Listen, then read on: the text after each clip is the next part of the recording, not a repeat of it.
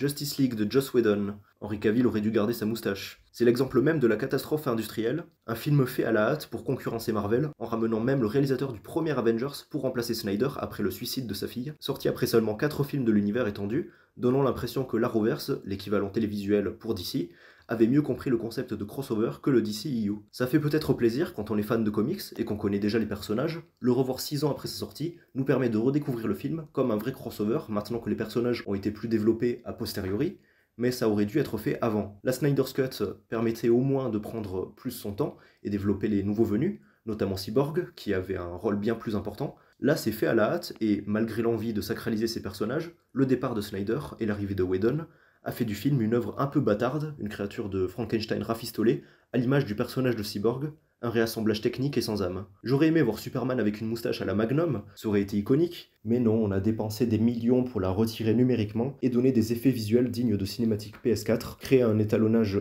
moins sombre, et rajouter des blagues insupportables, encore plus après avoir vu le film Flash il y a quelques jours, et un placement de produit putassier pour Mercedes. Et finalement, vu ce qui a suivi, le film étant sorti au milieu de la décennie de l'âge d'or des super-héros au cinéma, qui vont probablement disparaître lors de la décennie en cours, il a l'air de se prendre plus au sérieux que des films plus cyniques et méta sortis après, et de croire un peu plus en son scénario, aussi débile soit-il, que les 8 films d'ici sortis par la suite. Sûrement plus grâce à Snyder que Whedon d'ailleurs, qui avec sa Director's Cut aura pu nous offrir quelque chose de plus digeste, bien que plus long, avec une identité plus marquée, là où Whedon, en voulant aller à l'essentiel, charcutait son film, et c'est pas en rajoutant une virgule musicale du thème de Superman de John Williams qu'il nous aura parlé sentiments. C'est au final encore plus triste de le revoir après 6 ans de cynisme dans le milieu, parce qu'on a presque l'impression de le revoir un peu à la hausse. C'était quand même un exemple de médiocrité, et pourtant il a l'air de plus croire en sa mythologie, ses boîtes MacGuffin entre les pierres d'infinité et les anneaux de pouvoir pour nous teaser Darkseid, le Thanos de DC, qu'un Shazam 2, un Ant-Man 3 ou un Flash sortis cette année, qui ne sont devenus que des parodies du genre. Regardez la Director's Cut plutôt,